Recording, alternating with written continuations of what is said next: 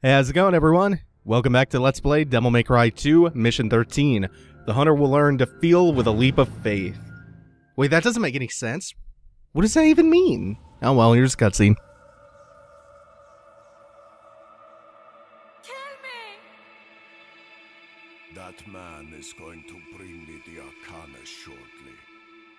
You will live to see that.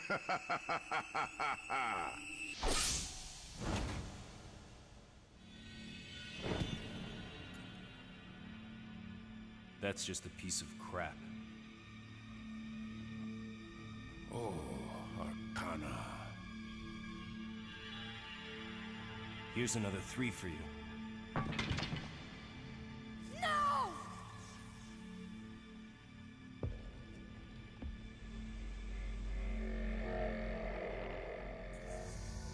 Crap like that doesn't interest me. But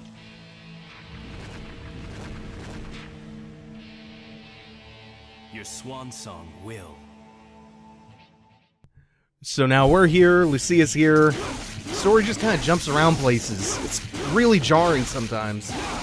I guess this is a little bit more clear if you play Lucia's campaign simultaneously with Dante's, but their campaigns are otherwise just so similar with a couple key differences that it's not fun to do. So we're fighting Arius. He's kind of been presented to us as like the main villain, or maybe at least like a secondary antagonist who's being manipulated by some greater demonic force that we're not really privy to yet. This isn't a very interesting or challenging fight. Sometimes he'll teleport. I'd like him to do that at least once before the fight ends. So, there we go. He can teleport around the room at random, sipping his wine. I kind of like him.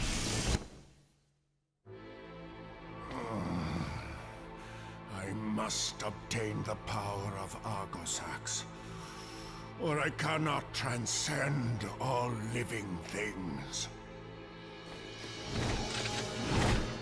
Too easy.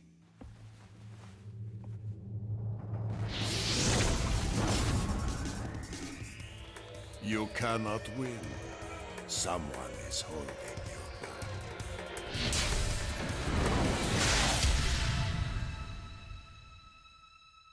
you. Forget about me. Kill Arius. Don't worry. I've got you.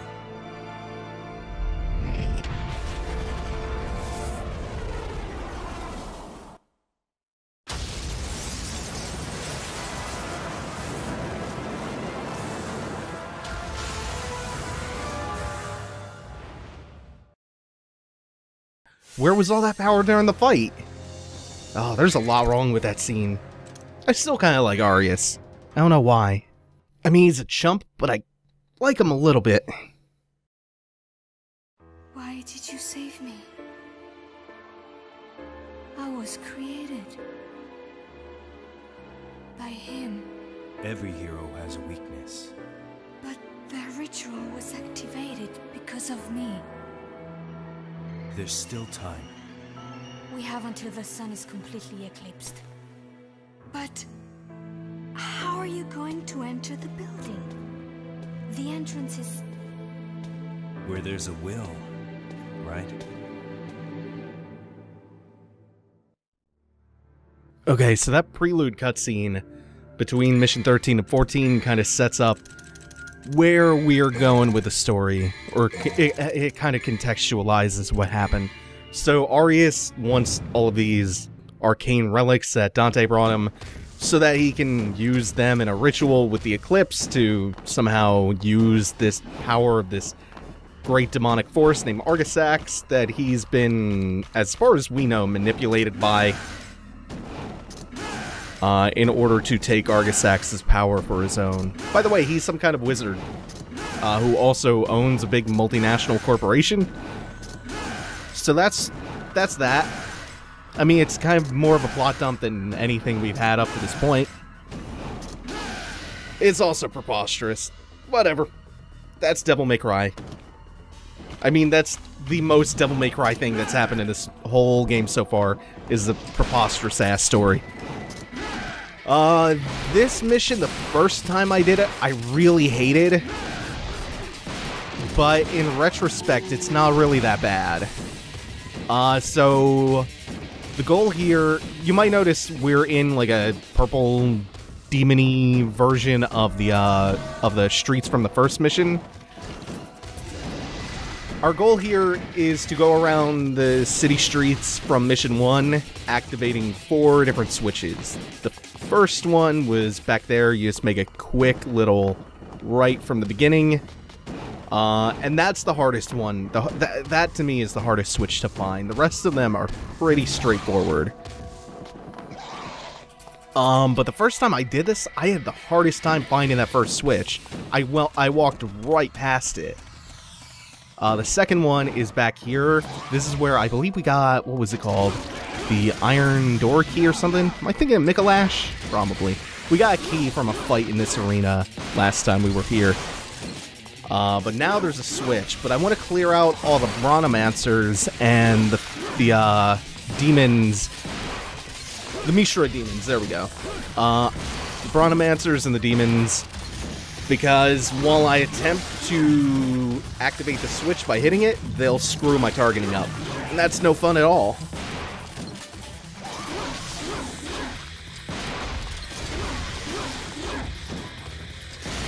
What is Brontomancy anyway? Thunder? Yeah, no, lightning. Should be lightning, right? No, I can't remember if it's lightning or thunder now. Either way, it was predicted by Brontomancy. There's your obligatory Gyromancer reference. Oh, I fucking love you, Silent Hill 1.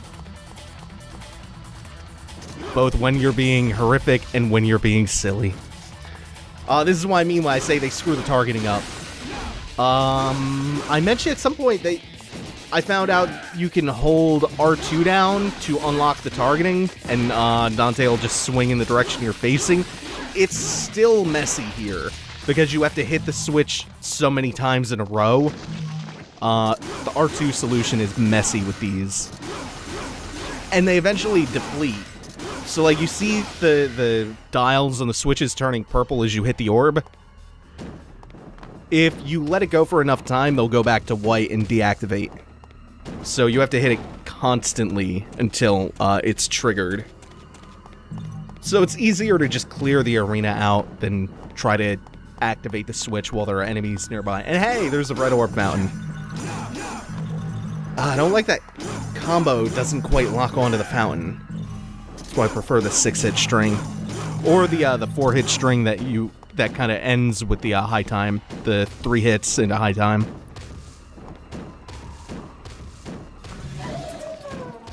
We got Savage Golems. We haven't seen them since Mission 2? One of the really early missions. It's been a bit since they've been around. Remember, they are the enemies that can regenerate themselves if you let them go too long. So, best to take them out as quickly as possible. I think that one that I just shot at is... Nope, it's not dead. Oh well. Managed to finish it anyway. Eventually, they'll just, like, they'll go into their little tiny forms, crawl, run away, and regenerate all of their health. And this is another situation where we're right next to a switch, but it's much easier to just take all the enemies around it out before you try to activate it. Otherwise, targeting system being wonky. There it is. You'd see the golem crawling to regenerate because I didn't finish him off. The wonky targeting system will kind of act as an obstacle to activating the switch if you leave enemies alive.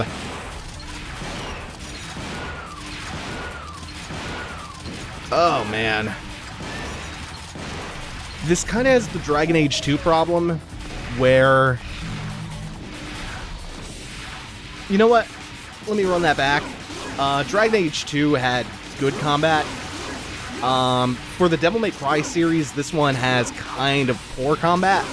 Not terrible overall, but not great either.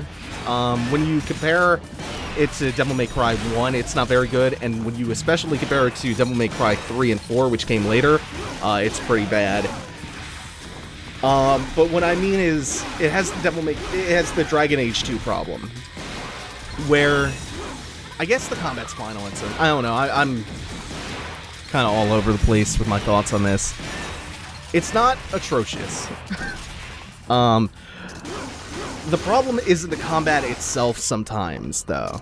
The problem isn't always just the combat itself. Sometimes the combat itself is problematic, but that's not always what the problem is.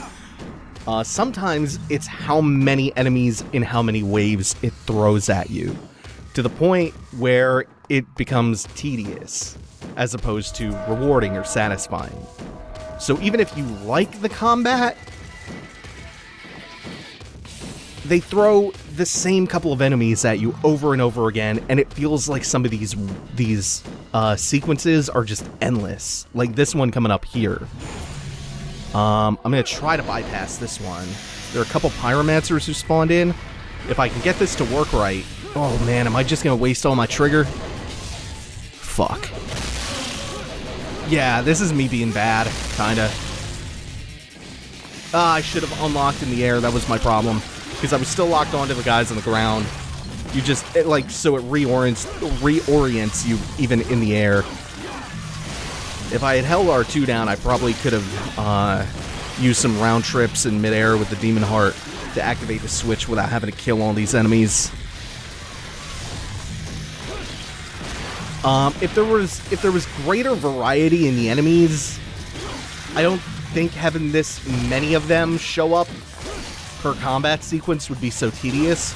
But because the enemy variety really isn't all that great, and the combo system is kind of limited with what you can do with it to open it up, it winds up feeling a bit tedious. Oh, hey, I didn't mean to do that.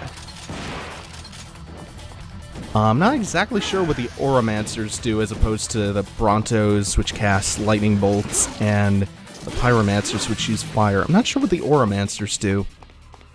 I think the Auramancers are probably my favorite enemies. They're like good, squishy, frail motherfuckers who attack in kind of a variety of ways. This one you just kind of have to grit and bear it and slash it with high time, like the very first switch. If you have enough trigger gauge, you can aerial heart this one, but I was stupid and I wasted all of mine, so that's not going to be an option for us. So we double jump, Helm Breaker, we double jump, Helm Breaker, and that's it. So if you're keeping track, that was 4 switches hit. And we can proceed through this door. This is actually really well laid out if you follow the correct order of switches, if you don't miss the very first one. Because this leads you to the very last switch, which happens to be by the door you need to hit the switches to get through.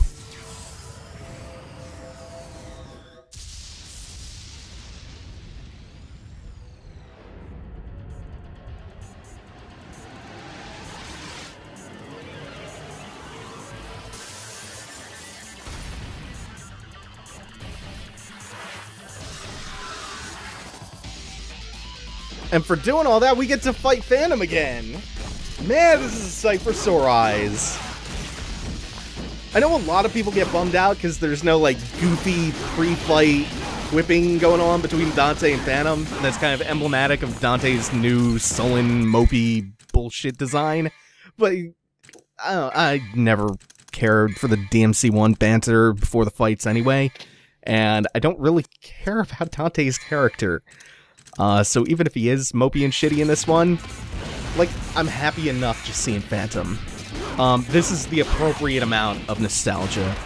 Of just, like, there is no reason whatsoever for you to be fighting Phantom as opposed to any original unique boss. But it's just, like, it's a welcome return.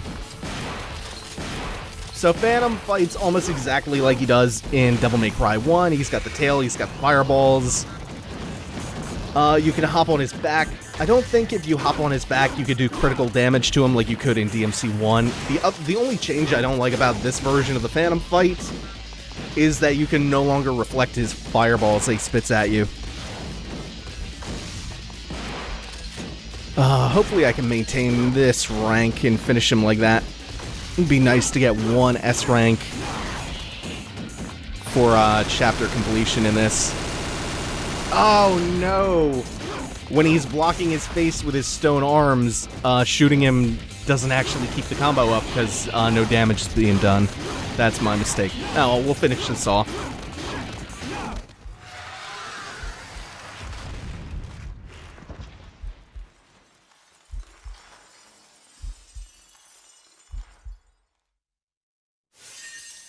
Clean, simple fight. Happy to see Phantom again. Not a bad fight either. It's kind of hard when you're just kind of almost copy and pasting an enemy from a previous game to screw that up, especially when it's Phantom. So we'll save up and head on to mission 15 before we end the episode. I think this is a pretty short mission. This is one that I personally hate, though. They swarm. Before we do that, though, can't afford another purple orb. I'm probably not going to buy another blue orb for a bit. So, we start this one off in the same spot that we finished the last mission. And that's because we need to hit this big gross eye in the middle of the arena again.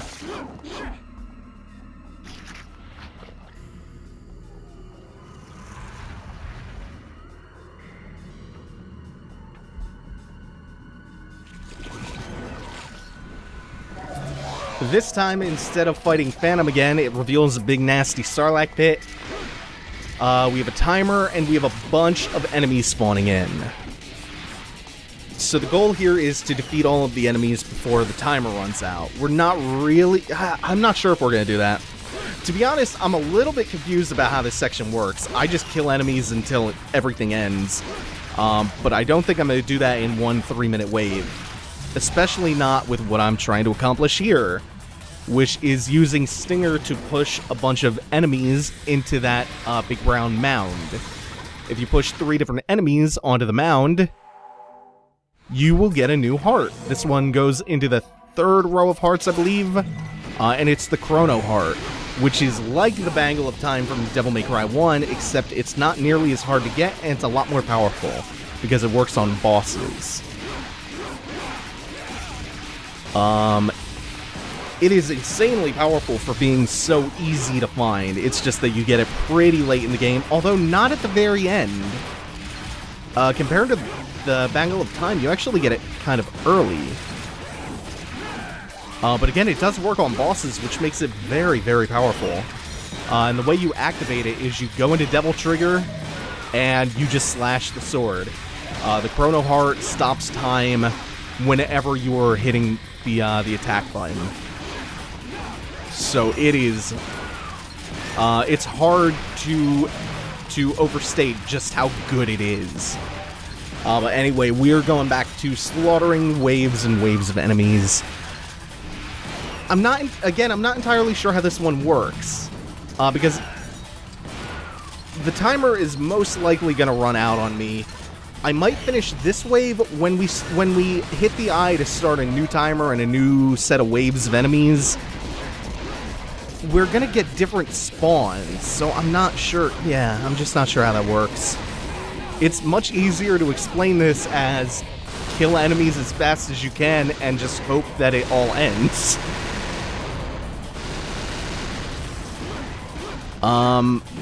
I've killed all of the enemies in this sequence before the timer has run out before, and not progressed the level until I've started over and killed another wave of enemies before, so I'm not sure if you just have to kill a fixed number of enemies and they progressively get, if the spawns progressively get harder, or what it is.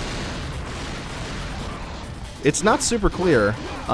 All that I know is just kill stuff and eventually the level will end.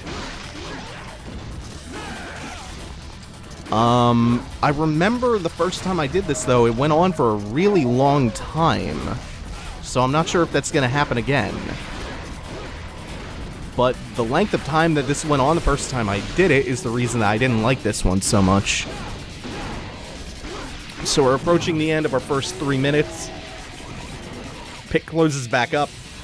And the eye returns. So we'll hit the eye again. That'll trigger another 3 minutes on the clock, with the same cutscene that I can't skip.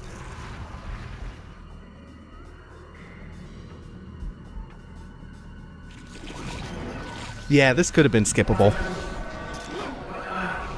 But now that we've hit it a second time after clearing the first wave, we get entirely different enemy spawns. That's, I think, what confuses me about this. And it's not, like, they aren't progressively more difficult spawns either. These are easier than the Abyss Goats we were fighting towards the end of the last wave. But they're not the easy enemies that we were fighting at the beginning of that wave either. So do they just, I don't know. Use the submachine guns a little bit. Because we haven't upgraded the SMG, it's not quite that powerful. I think they're only slightly weaker than Ebony and Ivory. But Ebony and Ivory are only semi-automatic, whereas the SMGs are fully automatic. So that's the trade-off you get. Then again, Devil Trigger firing is fully automatic anyway. Okay, we still do have more enemies. I thought I cleared it out and the timer was just still going down for a sec. That wouldn't have been right.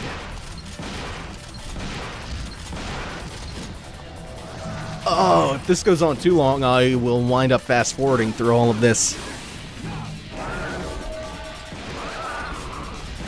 I think the first time I did this, I thought, hey, the Abyss... Oh no, these are just Blood Goats, so they're not even the strongest variety, which are Abyss Goats. I think the first time I did this, what I was thinking of was that you had to clear the entire wave out before the timer ends, but that doesn't do the trick. So it's not like you just clear the wave before the timer ends, and you win. Or at least that's only one component of it, if that's the case. If I end up having to do a third wave, I will be fast-forwarding through that. Oh, Puya's in the sky. I can go twice as high. Ah, I missed with the Helmbreaker.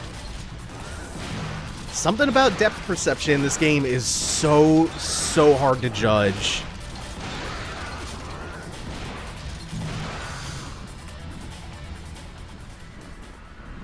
I hope that was it. Yeah, so now we can jump into the Sarlacc pit, and that will end the mission. Mission clear. So that's going to do it for today. Thanks for watching, everyone. Take it easy. Have a good one.